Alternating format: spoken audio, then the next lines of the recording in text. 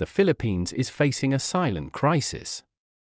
As climate change accelerates, 10 provinces stand on the brink of collapse, battling rising seas, deadly storms, and vanishing livelihoods. In 2025, these regions may become unlivable. Here's what you need to know before it's too late. Number 10. Leyte. Leyte, still recovering from the devastation of Typhoon Haiyan in 2013, remains one of the most climate-vulnerable provinces. Its geographic location makes it a frequent target for strong typhoons from the Pacific. Coastal areas are at high risk of storm surges, which can wipe out entire communities. Despite rebuilding efforts, many towns still lack resilient housing and infrastructure. Saltwater intrusion and flooding reduce agricultural productivity, affecting food supply and income. The trauma from past disasters has led to psychological stress and migration of residents. Schools and hospitals in vulnerable areas face regular shutdowns during typhoon season. Poor waste management worsens health risks during flood events. Fishermen report declining catches due to changes in marine ecosystems. Without strengthened resilience and sustainable development, Leyte remains at high risk of repeated collapse. Number 9. Tarlac. Tarlac, a landlocked province in central Luzon, is facing internal water stress and flood risks from surrounding regions. Seasonal typhoons cause rivers to swell and overflow into agricultural zones. Large tracts of farmland are being affected by both drought and flood, leading to unpredictable harvests. The province's economy depends heavily on agriculture, which is highly sensitive to climate variability. Informal settlements in floodplains are increasing due to internal migration from other affected areas. Evacuation centers and disaster response systems are often overwhelmed during emergencies. Some areas lack access to clean water after storms, increasing the risk of disease outbreaks. Infrastructure development has not kept pace with climate challenges, leaving roads and bridges vulnerable. Tarlac also faces a growing youth migration problem as younger generations leave for safer areas. Long-term resilience planning is needed to prevent collapse and retain local populations. Number 8. Cagayan. Cagayan is facing compounded threats from flooding, deforestation, and climate change-induced weather extremes. The Cagayan River, the longest in the country, overflows regularly, causing major damage to homes and farmland. Deforestation in nearby Sierra Madre has reduced natural protection against landslides and flash floods. Communities near riverbanks live in constant fear of sudden water surges during typhoon season. Infrastructure damage is common, especially in bridges and provincial roads that connect towns. Farming and fishing, the main livelihoods here, are being severely affected by declining yields and fish stocks. Saltwater intrusion is also starting to impact freshwater supplies in some areas. Public schools and health centers are frequently used as evacuation shelters, disrupting education and services. Emergency response units lack enough equipment and manpower to handle large-scale disasters. With climate patterns becoming more erratic, recovery becomes harder each year. Cagayan urgently needs reforestation, flood mitigation, and climate adaptation strategies. Number 7. Nueva ecija. Nueva ecija, known as the Rice Bowl of the Philippines, is under serious threat due to changing rainfall patterns and flood risks. The province heavily depends on rice farming, which is sensitive to both droughts and excessive rain. Many farmlands now face the risk of seasonal flooding, affecting crop yields and farmer incomes. Irrigation systems in the province are outdated and struggle to adapt to shifting climate conditions. Roads in rural areas are often damaged or impassable during storms, slowing aid and rescue. Flash floods from nearby mountains cause sudden and severe damage in lower-lying towns. Climate-induced pests and diseases are also harming crops, reducing food security. Poor families in farming communities are the most affected and have limited options for relocation. The province lacks sufficient grain storage that can protect harvests during extreme weather. A combination of agricultural and infrastructure collapse could destabilize Nueva Ecija in the coming years. Number 6. Pampanga. Pampanga lies in a natural floodplain and is already experiencing the impacts of climate change in severe ways. Rising sea levels and heavy rainfall cause frequent and prolonged flooding in cities like San Fernando. Volcanic lava from Mount Pinatubo, when mixed with heavy rain, adds to the risk of deadly mudflows. Livelihoods based on agriculture and small businesses are repeatedly disrupted by seasonal disasters. Many homes are built on unstable, reclaimed land, making them unsafe during strong weather events. Public health systems get overwhelmed during floods due to water contamination and disease spread.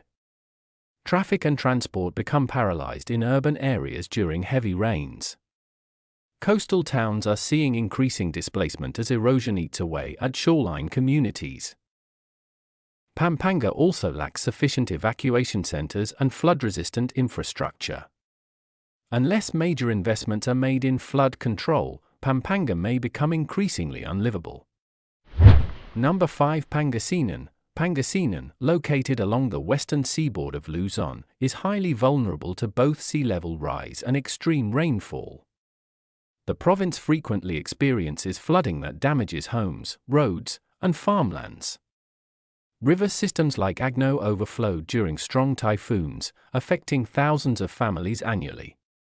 Urban areas such as Dagupan suffer from poor drainage and rising tides, leading to frequent waterlogging.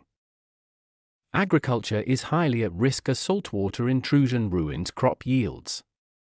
Many schools and clinics are temporarily closed during disasters, halting essential services.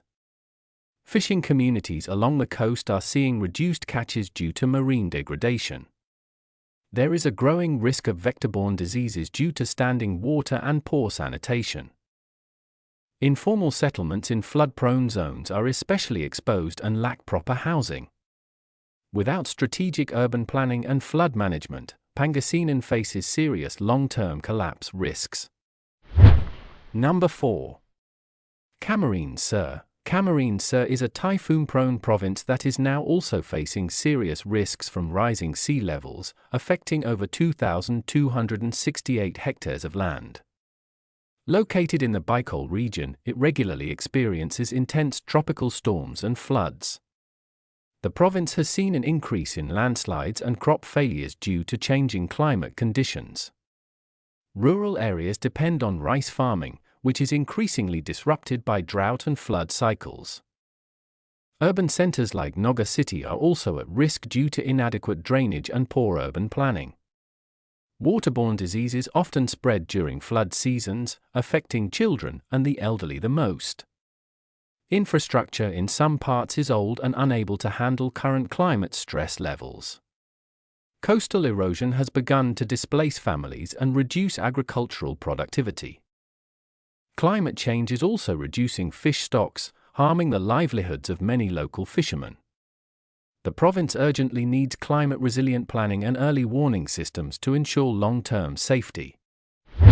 Number 3. Zamboanga del Sur. Zamboanga del Sur is facing increasing threats from climate change, with about 3,782 hectares of land exposed to sea level rise. Located along coastal and low-lying areas, many communities are vulnerable to flooding and storm surges. The province also lies along fault lines, making it susceptible to earthquakes and landslides. Agriculture and fishing, two economic backbones of the region, are under stress due to erratic weather patterns.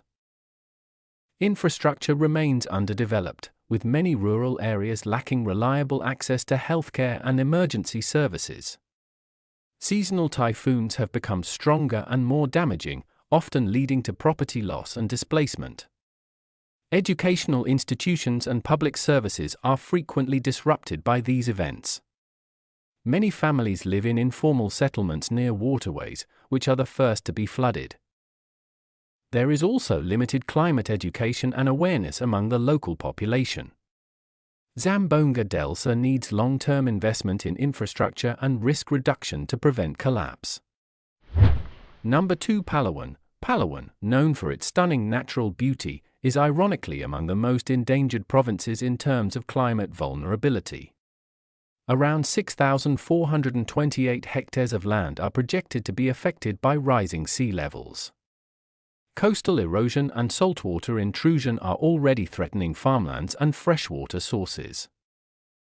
The province heavily relies on tourism and fisheries, industries directly threatened by environmental instability.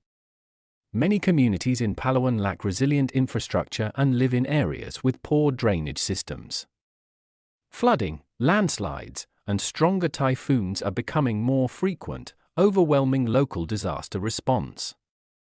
Mangrove forests that once protected shorelines are being lost due to development and rising waters. This ecological damage further exposes the population to extreme weather impacts. Economic displacement is a growing concern as climate change affects jobs and income. Without proactive climate adaptation plans, Palawan may suffer irreversible ecological and human loss. Number 1. Sulu. Sulu is considered one of the most at-risk provinces in the Philippines, facing a potential catastrophic collapse by 2025. With just a 1-meter rise in sea level, around 7,973 hectares of land could be submerged. Coastal communities like Leyte and Morongas are especially vulnerable to flooding. The local economy depends largely on fishing and coconut farming, both of which are highly sensitive to climate change. Poor infrastructure and limited emergency response systems increase the risk during natural disasters. The province frequently experiences typhoons and erratic weather, which disrupt daily life. Ongoing insurgency and security issues further complicate disaster preparedness and response efforts. Many public facilities such as schools and health centers are located in low-lying areas, making them prone to flooding. Mass displacement of residents is a likely outcome if these threats continue unaddressed. Without urgent and sustainable intervention, large parts of Sulu could become uninhabitable in the near future. Hope you liked today's meaningful video. See you with a new video. God bless you.